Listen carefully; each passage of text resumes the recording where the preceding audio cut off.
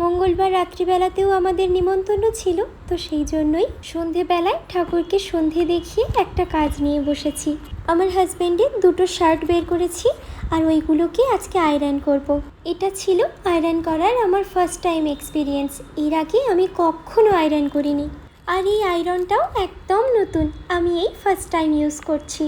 আর আমি আমার বিয়ের পর থেকেই দেখছি যে আমার হাজব্যান্ড ওর ভালো শার্টগুলোকে একবার পরেই একদম লন্ড্রিতে দিয়ে দেয়, সেখানেই একদম ওয়াশ করে আয়রন করে বাড়িতে আনতো। কিন্তু এই রিসেন্ট আমার হাজব্যান্ডকে আমিই বলেছিলাম যে একটা বাড়িতে আয়রন কিনি না, তাহলে আমি তোমার শার্টগুলো আয়রন করে দেব। যেহেতু আমি এর আগে কোনোদিনই আয়রন করিনি, সেই জন্য আমার হাজব্যান্ড বারবার আমাকে বলেছিল যে থাক, তুমি পারবে না করতে। কিন্তু আমি ভীষণ জেদ করেই এই আয়রনটা কিনে এনেছিলাম, আর ওকে বলেছিলাম যে আমি ঠিক পারবো, কারণ আমি ছোট থেকে সবসময় আমার মাকে দেখেছি যে আমার বাপির জামা প্যান্ট আয়রন করে দিত, আর আমার বাপি আয়রন করা জামা ছাড়া পরতেই চাইতো না বলছি কেন, এখনও চায় না। যে জামায় আয়রন করা থাকে না সেগুলো পরতে নাকি আমার বাপির ভালো লাগে না।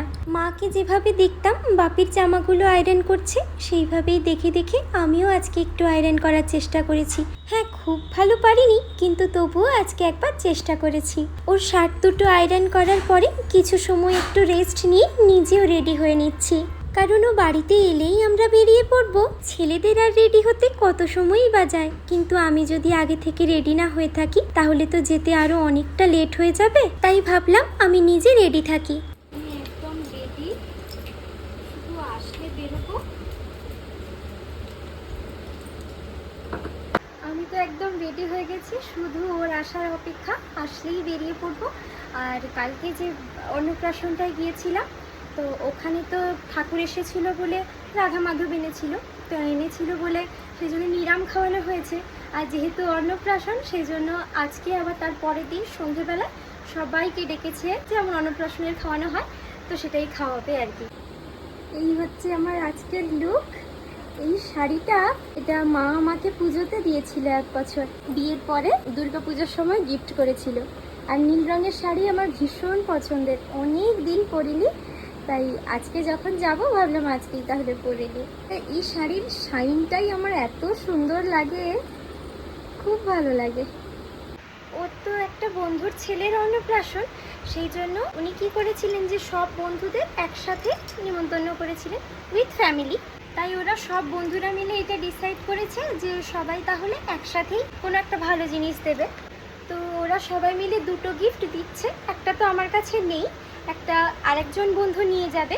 সেটা হচ্ছে বাচ্চাদের যে সাইকেলগুলো হয় তার মধ্যে মাথার উপরে সেই শেড দেওয়া, আর পেছন থেকেও কন্ট্রোল করা যাবে, সেই রকম একটা বাইসাইকেল দেওয়া হয়েছে। আর হচ্ছে আর একটা গিফট আমার কাছে আছে, দাঁড়াও তোমাদের দেখাচ্ছি। এইটা হচ্ছে আর একটা গিফট, আর এইটা হচ্ছে গিফটটা।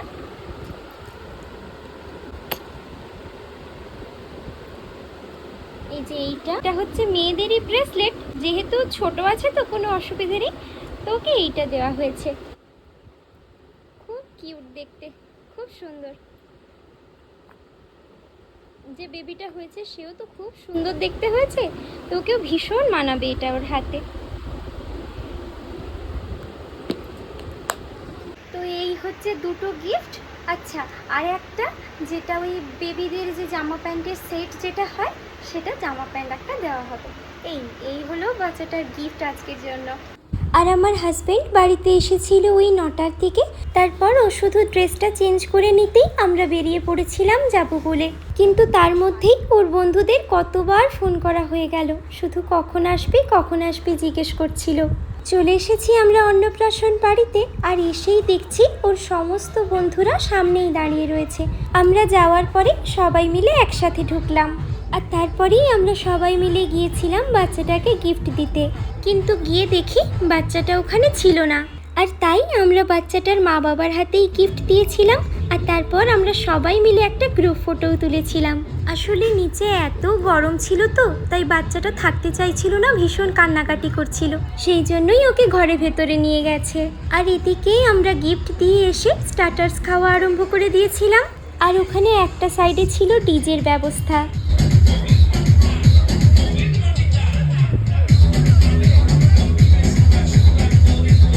বেশ অনেকটাই তো রাত হয়ে গিয়েছিল, তাই তার কিছুক্ষণ পরেই আমরা খেতে বসে গিয়েছিলাম। আর জানো তো, যার অন্নপ্রাশনে গিয়েছিলাম ওই বেবিটার নামটা কিন্তু খুব সুন্দর। ওর বাবা মা ওর নাম রেখেছে সারল্য। খুব সুন্দর না নামটা? আর সেদিন মেনুতে ছিল তোপসে ফ্রাই, জাফরানি পোলাও, বাটার চিকেন, দই কাতলা, সর্ষে পাবদা, মাটন কষা, আর শেষে ছিল চাটনি, পাঁপড়, পায়েস, মিষ্টি আর আইসক্রিম। আর আজ এতটাই। টাটা।